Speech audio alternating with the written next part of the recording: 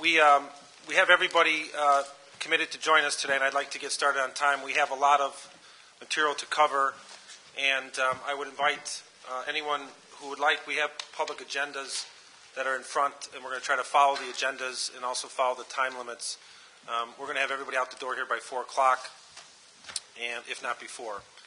So, to start off the first meeting of the Illinois Reform Commission, I would ask my commissioners, two of whom are participating telephonically, to stand and raise your right hand, please. Yeah. Chief Justice Roberts isn't here, so I'm going to do the oath. Don't make any mistakes. Please raise your right hand. I do solemnly swear and affirm that I will faithfully discharge my duties as a member of the Illinois Reform Commission as set forth in the January 16, 2009 Executive Order.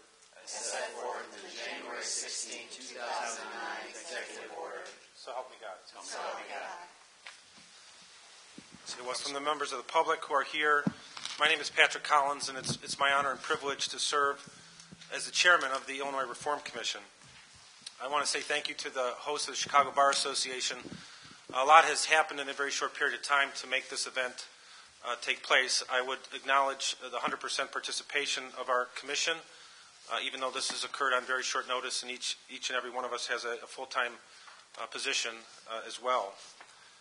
It is indeed a privilege for me to chair this commission of good and decent citizens who want to have a voice and speak out and speak forward on the issues of reform, ethics reform in Illinois. We have a lot of ground to cover in a short period of time, and I want to give the members, each of my commission members, an opportunity to introduce themselves and speak for a couple of minutes about what brings them here today. Before doing so, I'd like to just take a couple minutes to outline my vision of the group, understanding I'm one of 15 members, and we may be adding others as we go forward. But I'd like to give some thoughts about what we hope to accomplish and what I would hope that the Commission consider as we go forward. As we referenced in our oath, we have an executive order that Lieutenant Governor Pat Quinn signed on January 16th of 2009. That's a public document, and that is a document that will govern our proceedings. In addition to that, I think there's some important principles that are both explicit in that document and implicit in that document. And I'd like to list out those characteristics because I believe they govern our considerations here on these important proceedings. First of all, that there's a spirit of service here in this commission. Each of us has an important job, a full-time job, and other interests, but we've agreed voluntarily to serve without cost and with energy. We will be governed by independence. We will invite Democrats and Republicans and agnostics and politically to speak and educate us. There is no loyalty oath litmus test for any member of this commission, and we will scrupulously adhere to an independent strategy. We will have a sense of urgency. The executive order indicates that we have an interim report due in 100 days. We will meet that timetable. Much of this meeting and much of the folks here in the room were put together on a very short timetable. Our speakers, and we have some important speakers here to address us today, they were contacted within the last 48 to 72 hours. And I think the fact of folks answering the bell in such a timely way shows the urgency of our mission. I would note, because this thing was put together so quickly, a number of my commissioners here have other obligations this afternoon, and please excuse them as they have to leave to attend to other business, but they will be in the loop in our proceedings. Another important principle is focused. We are not here to look at every nook and cranny of state government. We just simply don't have the time. But it's our mission to focus with laser-like precision on the key issues that we face here in Illinois. Another important principle is open-mindedness. We are here to be educated. We are here to listen to opposing viewpoints. We do not believe we have all the answers. With that said, there are no shrinking violets on this commission. We have our own points of view, and we intend to express them. Another principle, we intend to be interactive. We have a website, reformillinoisnow.org. It's received hundreds of responses from the members of the public, and we believe the public has an important role to play, and in starting to play it in many different ways. And we encourage and invite participation through our website and at these public meetings. Our proceedings will be transparent.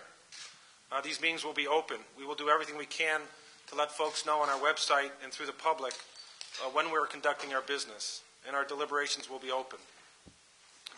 We will be mobile.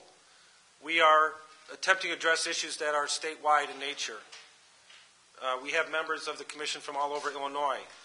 In my humble opinion, we don't have enough members from outside of the greater Chicago area, and we will attempt to remedy that in days to come.